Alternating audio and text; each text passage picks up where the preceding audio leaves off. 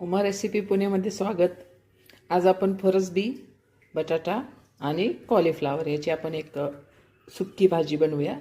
ती पराठ्याबरोबर छान लागते। यासाठी मी हे फरसबी जे आहे स्वच्छ धुवून बारीक चिरून घेतलेला आहे। हा फ्लावर आहे, हा थोडासा मी स्टीम करून घेईन गरम पाण्यामध्ये। कांदा आहे, लसूण आणि 2 छोटेसे बटाटे आहेत आणि मिरची आहे स्लिट करून ठेवलेली। लसूण आपण बारीक चिरून घेऊ आणि थोडासा टोमॅटो पण आहे। टोमॅटो आवडत नसल्यास नका टाकू। तर आपण आता रेसिपीला सुरुवात करूया। फ्लावर थोड्याशा गरम पाण्यामध्ये मी मीठ टाकून उकळून घेते, त्याच्यामुळे झालेलं आहे। त्यामध्ये मी मोहरी टाकली, त्यानंतर हिरवी मिरची आणि लसूण हे छानपैकी परतून घेऊ। थोडासा हिंगही टाकलेला आहे। यात आता आपले चिरलेले टोमॅटो, चिरलेला कांदा आणि कोथिंबीर, त्याचबरोबर थोडीशी हळद हे आता छानपैकी गुलाबी रंगावरती परतून घेऊया। चिरलेला फरसबी, बटाटा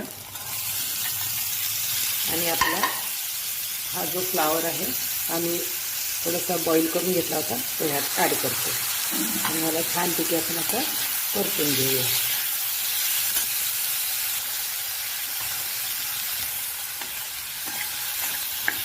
हे असं छान परतून घेऊ।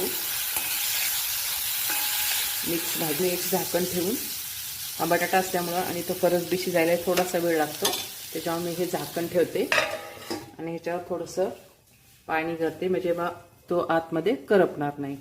आणि आय थिंक एक 7 मिनिटांनी हे बटाटा मऊ झाला की शिजलेला असेल। हे आता शिजले का आपण चेक करूया। अजून एक 5-1 मिनिटं मी ठेवलेलं आहे। आता हे छान सॉफ्ट शिजलेलं असणार। हां, फ्लावर आणि फरसबी, एक छोटा बटाटा, आपली भाजी मस्तपैकी तयार आहे। सर्विंगला डिश रेडी आहे। तर व्हिडिओला लाईक, सबस्क्राईब आणि शेअर करा आणि तुम्ही बनवा स्टीमी अशी गरमागरम फ्लावर, फरसबी आणि बटाटाची सिंपल साधी पण टेस्टी रेसिपी। एन्जॉय।